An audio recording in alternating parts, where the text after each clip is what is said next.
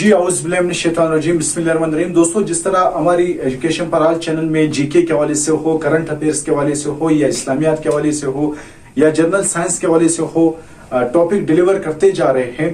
तो जो मुतल्ला पाकिस्तान है वो हमने काफी हद तक पढ़ा था। तकरीबन हम 19वीं सेंचुरी के अंदर बिल्कुल दाखिल हो चुके थे, जिसमें हमने कांग्रेस पढ़ा था। फिर कांग्रेस के बाद जो 1993 में या 98 में क्या हुआ था वो भी हम मुकम्मल तौर पर पढ़ चुके हैं। तो आज जो हमारा इम्पोर्टेंट एक टॉपिक्स है वो है the partitions of Bengal. Partitions of Bengal के बारे में पढ़ेंगे। पार्टीशन ऑफ बंगाल हुआ क्यों, कब हुआ, किस वजह से हुआ। अच्छा, फिर पार्टीशन ऑफ बंगाल जो है वापस क्यों आपके पास क्या हुआ, खत्म हुआ। पार्टीशन ऑफ बंगाल को वापस क्यों मिलाया गया, ठीक है। फिर आपके पास है स्वदेशी मूवमेंट। स्वदेशी मूवमेंट हम लोग पढ़ेंगे कि स्वदेशी मूवमेंट क्यों स्टार्ट हुआ, ठीक है। फिर स्वदेशी मूवमेंट के अंदर किस किस ने हिस्सा लिया था, और इसी तरह आपके पास है शिमला डिप्यूटेशंस, इसके बारे में हम पढ़ेंगे। तो आइए, सबसे पहले आपके पास है क्या है the partition of Bengal. What is the meaning of the partition of Bengal. देखिए, जब ब्रिटिश इंडिया हिंदुस्तान आए थे तो उनके लिए जो एडमिनिस्ट्रेटिव रूल था वो थोड़ा सा संभालना मुश्किल था, क्योंकि ये बहुत बड़ा आपके पास एरिया था। जिस तरह फिर इसी तरह जो हिंदुस्तान है, उस हिंदुस्तान के अंदर जो सबसे बड़ा प्रोविंस है, सबसे बड़ा इलाका था वो बंगाल था। तो वो बंगाल की जो एडमिनिस्ट्रेटिव रूल था वो नहीं संभाल सकते थे, क्योंकि वो इलाका बहुत बड़ा था। उसके अंदर असम था, उसके अंदर बिहार था, और इसके अंदर और कुछ इस तरह बड़े इलाके भी थे। तो फिर उन्होंने ये सोचा कि यार, इस एडमिनिस्ट्रेटिव रूल को चलाने के लिए हम क्या करेंगे, इस बंगाल को दो पार्ट्स के अंदर तकसीम करेंगे, एक वेस्ट बंगाल, एक ईस्ट बंगाल। तो इस तकसीम को हम कहते हैं द पार्टीशन ऑफ बंगाल। अच्छा, इसके हवाले से अब इंपॉर्टेंट पॉइंट्स कौन कौन से हैं। ये जो दे टेक प्लेस इन 1905, ये कब हुआ था, ये 1905 को ये हुआ था द पार्टीशन ऑफ बंगाल।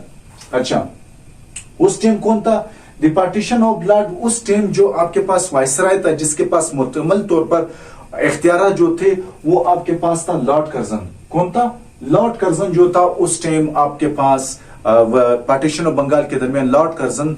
इस दौरान क्या था, इस दौरान वायसराय था। अच्छा, अनाउंस्ड, ये अनाउंस्ड कब होता है, हमेशा जब एक चीज है वो सबसे पहले क्या होता है, वो अनाउंस्ड हो जाता है। अनाउंस्ड होने के बाद फिर क्या होता है, फिर इन्फोर्स्ड हो जाता है। इन्फोर्स मतलब फिर वो लागू किया जाता है। ये अनाउंस्ड हुआ था कब, पार्टीशन ऑफ बंगाल 20 जुलाई 1905 को।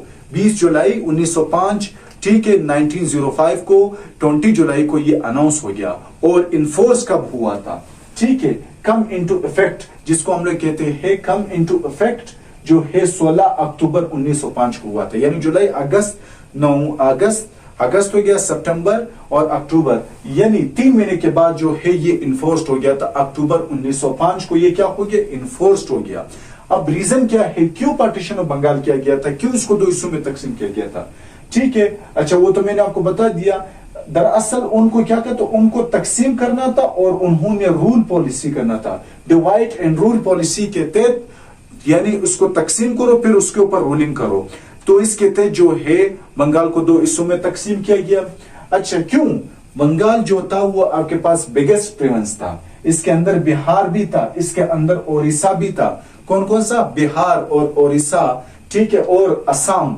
असम एक इलाका है, वो भी इसके अंदर था, वो मैंने नहीं लिखा है, वो भी इसके अंदर था।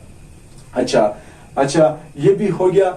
अच्छा, फिर इसके पास आता है, अब क्यों क्या गया, हमने कहा एडमिनिस्ट्रेटिव क्या है, कॉन्वेंस। एडमिनिस्ट्रेटिव कॉन्वेंस करने के लिए आपके पास पार्टीशन ऑफ बंगाल किया गया। अच्छा, बंगाल को जब दो हिस्सों में तकसीम किया गया तो इसके अंदर एक आया ईस्ट बंगाल, एक आपके पास आया वेस्ट बंगाल। जो ईस्ट बंगाल है, ईस्ट बंगाल, इसके अंदर कौन कौन से है, इसके अंदर असम था। जो असम वाला इलाका है वो ईस्ट बंगाल के अंदर आया था, जहां पर मुसलमानों की क्या थी, अक्सरियत थी। अच्छा, और इसका जो कैपिटल था वो ढाका था। ढाका जो आजकल बांग्लादेश का कैपिटल सिटी भी है ढाका। तो उस टाइम जो असम वाला इलाका है उसको जब अलहदा कर दिया गया तो उसका कैपिटल कौन सा बना, ढाका, ईस्ट बंगाल का। और जो वेस्ट बंगाल था, वेस्ट बंगाल, उसका जो उसके अंदर कौन सा था, बिहार आया था। और एक आपके पास ओडिशा, कौन सा, बिहार और ओडिशा, एक ओडिशा इलाका भी इसके अंदर आया था। कौन सा, एक ओडिशा इलाका भी इसके अंदर क्या हुआ था, आया था। BRSA। कौन कौन सा बिहार और ओडिशा इलाका जो है ये वेस्ट बंगाल के अंदर आया था, और इनका कैपिटल कौन सा था? इनका कैपिटल कलकत्ता था। तो आपसे पूछा जा सकता है कि जो वेस्ट बंगाल था उसका कैपिटल कौन सा है? कलकत्ता। ईस्ट बंगाल का क्या है? ईस्ट बंगाल का जो है वो आपके पास था ढाका। ईस्ट बंगाल के अंदर कौन से आ रहे थे? ईस्ट बंगाल के अंदर इसका जो कैपिटल था वो आपके पास ढाका था, और इसके अंदर असम आ रहा था, और वेस्ट बंगाल के अंदर उसके अंदर बिहार था, और दूसरा आपके पास क्या था? ओडिशा। ये इलाके इसके अंदर आ रहे थे। मुसलमान इससे बहुत ज्यादा खुश थे, क्योंकि मुसलमानों की जो अक्सरियत थी वो एक तरफ कर दी गई, और जो गैर मुस्लिम यानी हिंदू थे उसकी अक्सरियत दूसरी तरफ कर दी गई थी। मुसलमानों को मुकम्मल तौर पर हर काम में आवी होने का मौका मिला, ठीक है। लेकिन जो आपके पास कांग्रेस थे, हिंदू, वो इससे नाखुश थे, वो इस डिवीजन से बिल्कुल नाखुश थे। उन्होंने इस पार्टीशन ऑफ बंगाल के खिलाफ जो है एक मूवमेंट स्टार्ट किया, स्वदेशी मूवमेंट। जिस तरह आपके मुल्क में एक जुल्म के खिलाफ जो है मूवमेंट स्टार्ट करते हैं, तो इसी तरह तो हिंदू ने ये समझ करके कि ये हमारे साथ जुल्म हुआ है, तो उन्होंने स्वदेशी मूवमेंट स्टार्ट कर दिया था। इस स्वदेशी मूवमेंट के अंदर जो क्या था, ये अगेंस्ट था किसका? Partition of Bengal. The swadeshi movement was against the partition of Bengal. ये स्वदेशी मूवमेंट कब स्टार्ट हुआ? ये भी 1905 को हुआ था, जब आपके पास ये पार्टीशन ऑफ बंगाल जब दो हिस्सों में तकसीम किया गया। क्यों न कि अगर एक साथ हो जाए तो हिंदू अक्सरियत थे, लेकिन जो मुसलमानों की अक्सरियत थी फिर उसको अलहदा कर दी गई। अच्छा, ये स्वदेशी मूवमेंट जो against of the partition Bengal का था, ये 1905 को ही स्टार्ट हुआ था स्वदेशी मूवमेंट। अच्छा, फिर आपके पास है इस स्वदेशी मूवमेंट को जो स्टार्ट करने वाला जो था, जो 1905 को, वो आपके पास था बाल गंगाधर तिलक था, और चंद्रपाल था, और इसी तरह लाला लाजपत, ये लोग थे, उन्होंने इसको स्टार्ट कर लिया था। कौन कौन सा था? बाल गंगाधर और तिलक, चंद्रपाल और लाला लाजपत जो थे, ये लोग थे, उन्होंने इसको स्टार्ट कर लिया था, ठीक है। अच्छा, ये दरअसल इसको जो सपोर्ट था, इनिशिएशन था, किसने स्टार्ट कर लिया था? ये कांग्रेस ने स्टार्ट कर लिया था। किसने? जो नेशनल कांग्रेस था, उन्होंने इसको स्टार्ट कर लिया था। अच्छा, ये मूवमेंट किस तरह था? क्या क्या इसका नारा था? क्या बोलना चाहते थे? ठीक है, वो उन्होंने इस मूवमेंट को स्टार्ट कर लिया। उन्होंने कहा था कि यार हम लोग ने जो है स्वदेशी गॉड, कौन सा स्वदेशी गॉड, यानी जो इंडिया के अंदर बरसगीर के अंदर चीज बनते हैं उसको लेना है, लेकिन जो फॉरेन से चीजें आते हैं, फॉरेन से मतलब यही ब्रिटिश से आते हैं, तो उसको हमने नहीं लेना है। तो टैक्सेस नहीं आएंगे, और दूसरा उनके मुल्क से चीजें नहीं आ जाएंगे। तो ये क्या हुआ? ये खतरनाक बहुत स्ट्रांगली वाला मूवमेंट था, ठीक है। तो उन्होंने क्या किया? वो जो बाहर से जो चीजें आ रहे थे उन्होंने इससे बाइकाट कर लिया। सिर्फ जो स्वदेशी यानी जो इंडिया के अंदर चीजें बन रहे थे बरसगीर के अंदर, उन्होंने उस करने का इस्तेमाल दे दिया था। इस मूवमेंट ने जो ब्रिटिश गवर्नमेंट है उसको घुटनों पे बिठा दिया था। फिर वापस जो है पार्टीशन ऑफ बंगाल को 5-6 साल के बाद इसको वापस क्या कर दिया गया? खत्म ही कर दिया गया था। अच्छा, उस दौरान जो था, अच्छा, ये जब आपके पास ये मसला चल रहा था स्वदेशी मूवमेंट, ठीक है, उस दौरान जो आपके पास वायसराय था वो कौन था? Lord heading. कौन था? लॉर्ड हेडिंग था, ठीक है। अच्छा, फिर क्या हुआ? फिर आपके पास बंगाल जो है दिसंबर, क्या हुआ? दिसंबर 1911 को, कब? दिसंबर 1911 को जो बंगाल की जो पार्टीशन थी वो क्या होगी?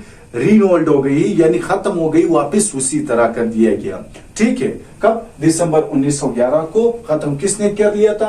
आपके पास लॉर्ड हेडिंग ने ये कर लिया था। क्या कर लिया था? री इंटीग्रेटेड, वापस बंगाल को जो है अपना पुराना हालत में री इंटीग्रेट कर दिया गया था दिसंबर 1911 को, ठीक है। ये इसके हवाले से था। इंशाल्लाह आपको कोई मसला नहीं है, चाहे ऑब्जेक्टिव चाहे सब्जेक्टिव के लिहाज होंगे, आप बिल्कुल लिख लोगे।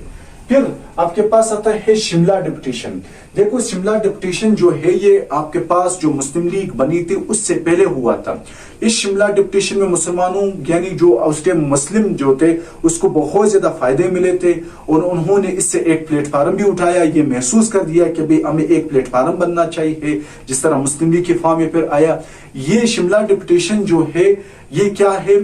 ये एक ऐसा एक मुसलमानों का वफ्द तैयार हो गया कि यार हम लोग ने जाकर के उस टाइम के वायसराय के साथ मिलना है कि मुसलमानों के कुछ मसले उसके साथ डिस्कस करना है, क्योंकि जो गवर्नमेंट थी वो हर 10 साल के अंदर जो है रिफॉर्म लाती थी। किसके अंदर? कानून के अंदर।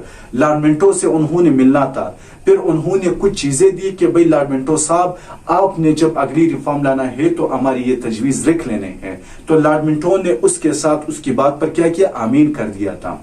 ठीक है, ये आगा खान के सरबराही में ये लोग गए थे और 35 मुस्लिम लीडर थे, लीडरशिप्स। ठीक है, तो अब क्या हो गया? Shimla deputation 35 Indian Muslim League leaders थे। कौन? 35 मुस्लिम इंडियन लीडर्स थे। इसको कौन लीड कर रहा था? सर आगा खान लीड कर रहा था। ठीक है, ये कब हुआ था? 1 अक्टूबर 1906 को। 1 अक्टूबर यानी 10वें महीना 1906 को ये आपके पास हो गया था। अच्छा, उस टाइम ये किसके साथ मिले थे? ये लॉर्ड मिंटो के साथ मिले थे। किसके साथ? Lord Minto meet with delegations, उनकी वफ्द के साथ, डेलीगेशंस के साथ लॉर्ड मिंटो मिल गए थे। लॉर्ड मिंटो उस टाइम वाइसराय था। अच्छा, ये क्या दे डिमांडेड? उन्होंने असल डिमांड क्या क्या कर लिया जाता? दे डिमांडेड सेपरेट इलेक्टोरेट के, यार हमें सेपरेट इलेक्टोरेट दिया जाए। एक इलाका है, फर्ज करिए ये आपके पास इलाका है, यहाँ पर हिंदू की अक्सरियत थी लेकिन मुसलमान मिनोरिटी में थे, तो उन्होंने कहा कि यार इस मुस्लिम कम्युनिटी के लिए हमें अलग सेपरेट इलेक्टोरेट, एक उम्मीदवार दे दो और इसको अलग एक कॉन्स्टिट्यूंसीज यानी इसके लिए एक इलाका दे दो कि वो उसके ऊपर जाकर इलेक्शन लड़े। ठीक है, वरना वहां पर तो हिंदू आ जाता था यानी कांग्रेस या कोई और आ जाते थे। तो उन्होंने इस सेपरेट इलेक्टोरेट की डिमांड की थी और इसकी डिमांड और क्या थी?